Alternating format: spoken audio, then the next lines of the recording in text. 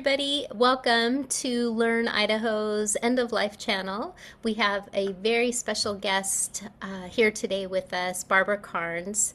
She is a registered nurse and an award-winning end of life educator. And we are so excited that she is here to share her wealth of knowledge and experience with us.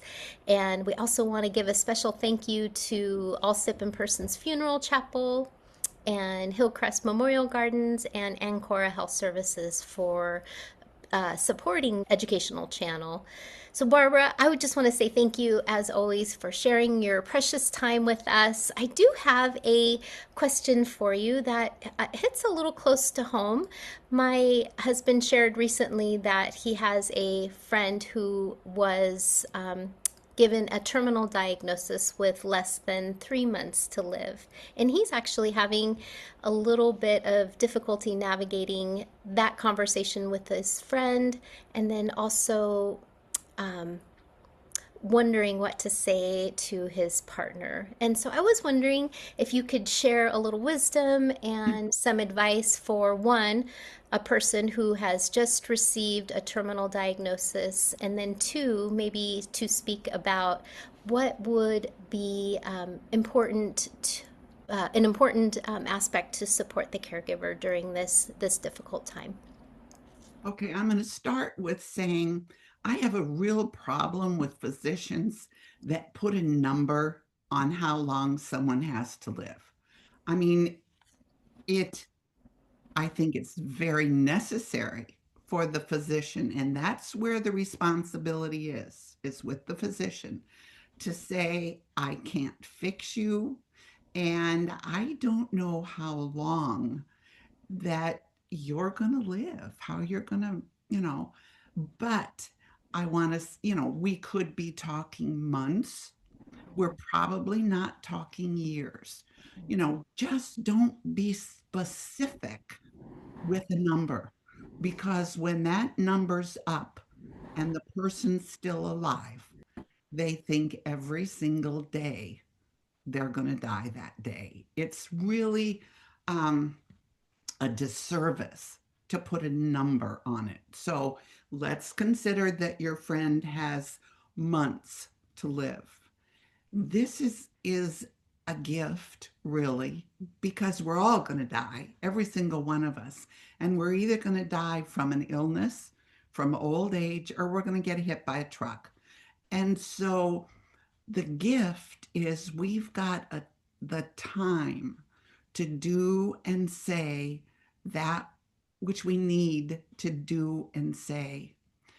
And we often get so hung up in treatments and the fear that goes, and we're all going to be afraid to die. I mean, we haven't done it before, don't remember having done it before, and we're going to be afraid. So, fear is a big thing. And that's why support, a presence. Your husband can be a presence with his friend because a lot of people get uncomfortable and so they don't know what to say or do, so they don't do or say anything. And so your your husband's friend needs a friend, someone who will sit with him and say, you know what, John, I'll talk about anything. If anything concerns you, I'm here. And I don't have answers, but I can listen. And that's what he needs is a listener, um, to support him. His family and his caregivers also need listeners, and they also need someone to show up at the front door with a bag of McDonald's and say, here, I'm here. How you doing? Let's have lunch. Um, what can I do to help you? Do you want me to stay while you go to the grocery store or while you go to bed? What can I do to help you? So friends are vital for not just the person that's got the diagnosis, but for the caregiver. because the caregiver is as frightened, is as concerned, and feels as alone as often the patient does.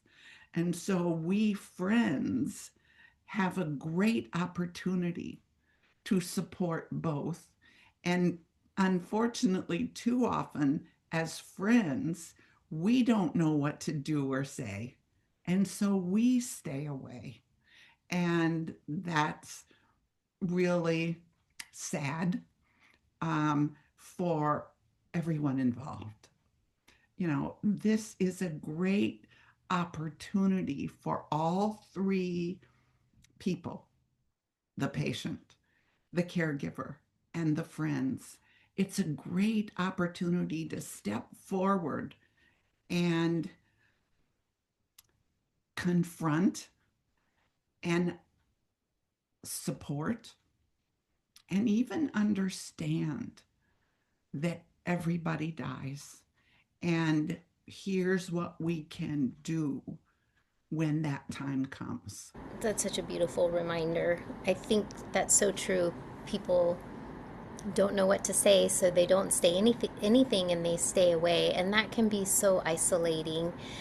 It can be really hard. I understand as the time gets closer, their world becomes smaller and may not want to have visitors, but um, oftentimes I feel like the caregiver also people don't know what to say to the caregiver, and so they don't say or do anything, and that can be just as isolating for them. They need the support as well, and I feel like one of the things that I struggle with sometimes. In fact, it was on the. Have you seen the caregiver video by from PBS?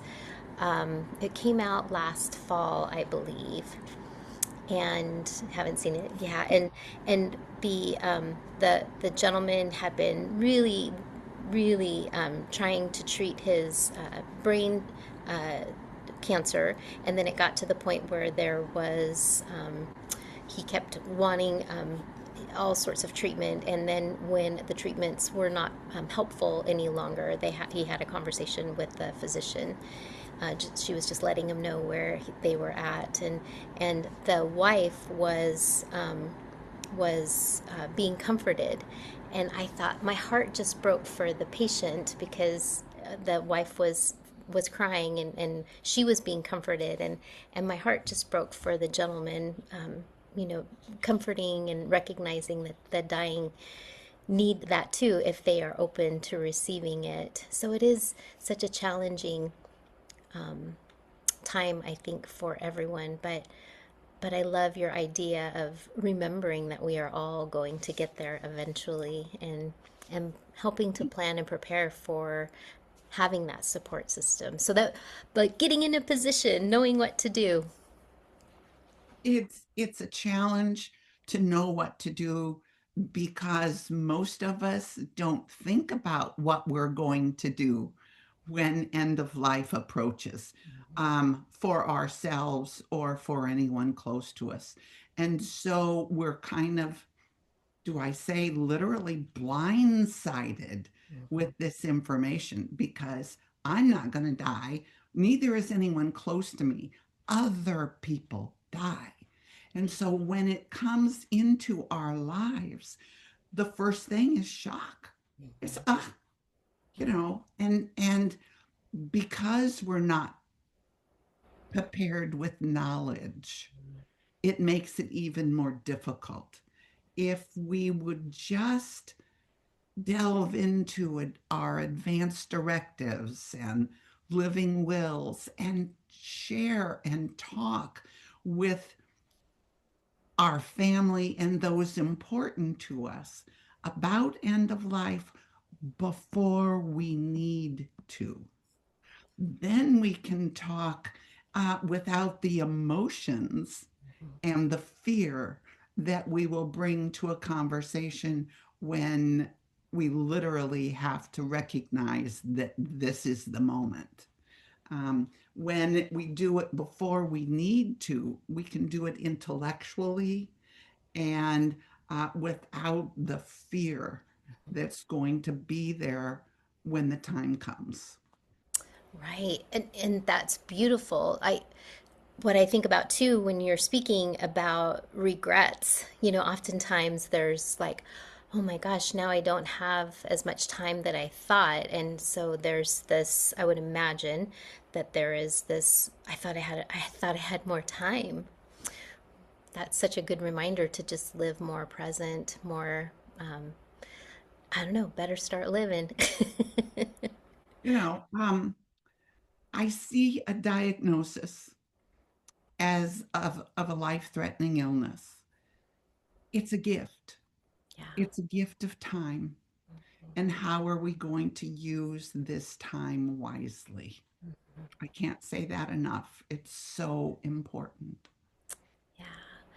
Beautiful. One of my favorite doulas and nurses, Gabby Jimenez, she gets asked often, how much time does my loved one have? And she, one of my favorite things that she says is, well, we only have today. We have today. And I think that's such a good reminder for all of us is that we just have today. Yes, absolutely. There's no guarantees if we're going to have it tomorrow. Well, Barbara, thank you so much as always. I always learn so much and appreciate you sharing your precious time with us and the Learn Idaho community. I would love to share that Barbara Carnes can, all of her valuable information and educational tools and booklets, which I have grown to love and share, that can be found at bkbooks.com. And we want to thank you, Barbara, again, and hope everyone will return next month for Basics with Barbara. Thanks again, Barbara.